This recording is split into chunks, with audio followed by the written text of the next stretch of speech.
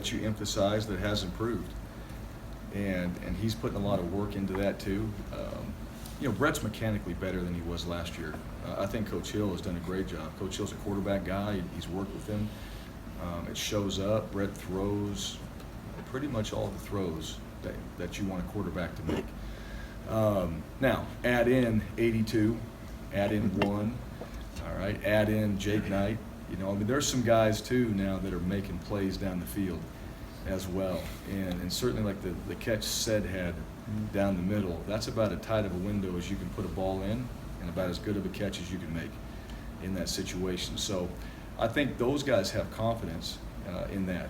And I think that we've spent more time on it. They've spent more time on it. You can spend time throwing hitches and make 6 yards and all that. You can spend the same amount of time throwing a 40-yard pass and try to get good at that as well. So I just think they've executed it fairly well to this point, and we've been able to take advantage of it. But what he talked about got emphasized, and he's better at it. And I think the wide receivers are doing a better job. And I also think, too, the O-line, because you have to have time, longer throws take more time. They're giving him a chance to do that. Going back over to Wyoming, Brian Hill, we've seen in the last 2 years, he's had pretty good games, but you guys have done a pretty good job with him. But it looks like he's got more help this year, specifically in the quarterback spot. Yeah. Josh Allen. Talk about what Allen brings to the Wyoming offense and how that has helped them. Yeah, I like Josh. I do. As a quarterback guy, I think he makes quick decisions out there. They're able to create some one-on-one matchups because of the run game. You just you do that. You have to. You got to bring guys in the box. You got to find ways to slow the run game down. And their O-line's done a very good job. They're sound. They're very well coached. So the run game has been even more improved with a really good player carrying the football.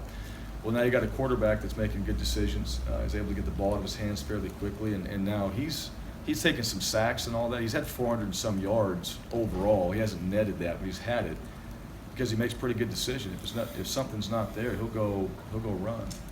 A little bit like Taysom last week. He didn't see something, he could take off and go make plays. Well, Josh is the same way, and I just think they're doing a good job with him. I think their quarterback coach is got him dialed in. He seems to be operating the way they want him to and being fairly efficient from that standpoint. I don't know all the ins and outs, but from what I've seen and just quarterback play in general, I think he's playing well, and that helps. That's going to help in other areas. When your quarterback takes off and extends some plays and gets you some first downs, which he has done, which he did in the Nevada game. Those are hard.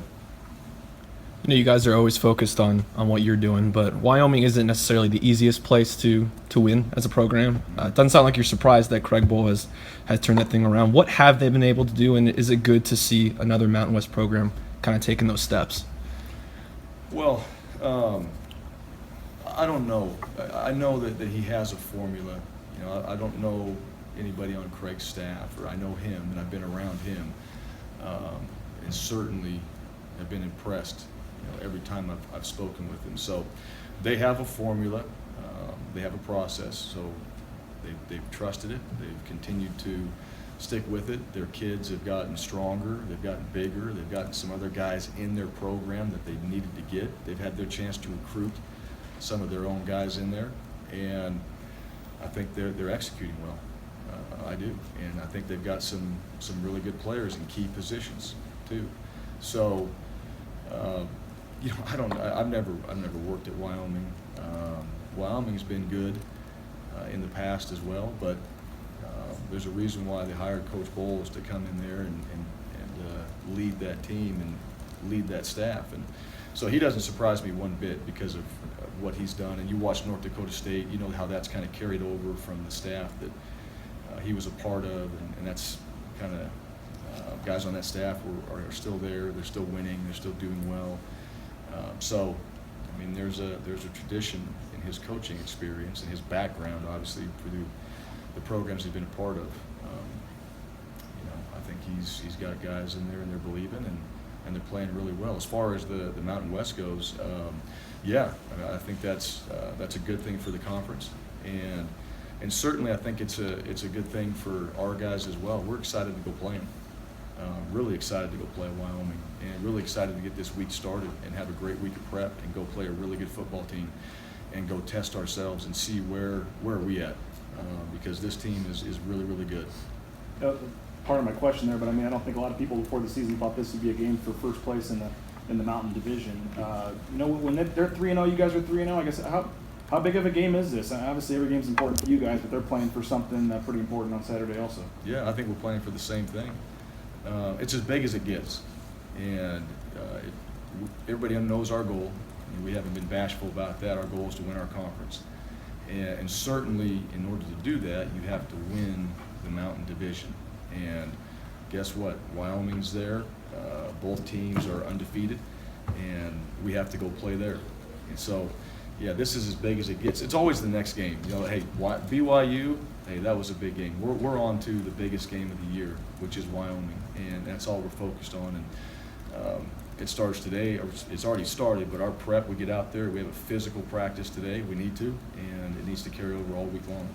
In the spring and in the summer, you said you wanted to find that kind of next group of guys on special teams to step up for you, and you mentioned it being a team coaching effort and stuff. Are you a little surprised at this? And what can you peg to maybe why you've had struggles across special teams? Yeah,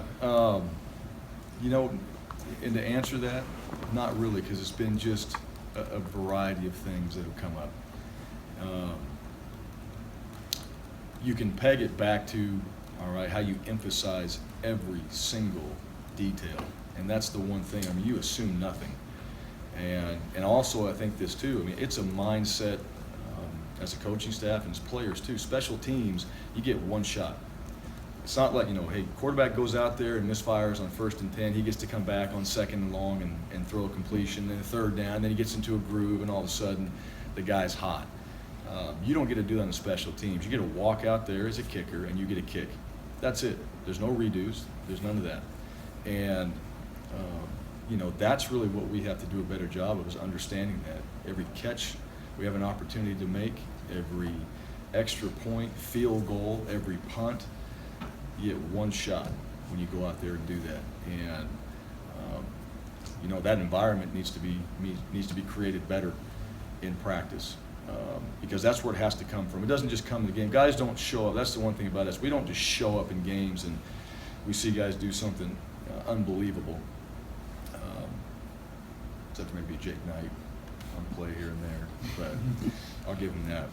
But no, it's just got to be. That's how it has to be. On special teams, you have to be in the moment every time you practice it, because you're going to be in that moment for reals, and it needs to count.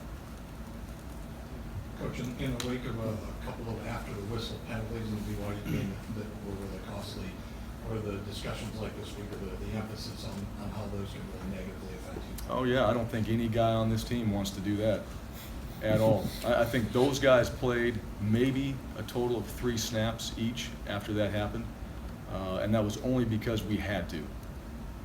That is not, when you play this game hard and fast and penalties happen, because you're playing that way, absolutely. But we have to make better decisions.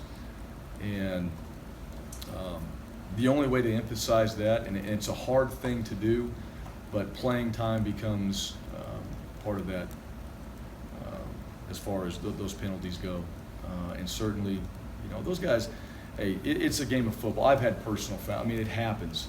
At the same time, it's something that really has hurt our football team, and our guys know that too. We love our guys, and they're right back in the mix. But at the same time, you got to make a point. You got to make a stand, and you got to do it with your team. and that's a hard thing to do as a coach, but we did it in the game. I think our guys understand that. We paid attention to those penalties when we watched the film, and the guys don't want to do that. They know it. And so you learn from it.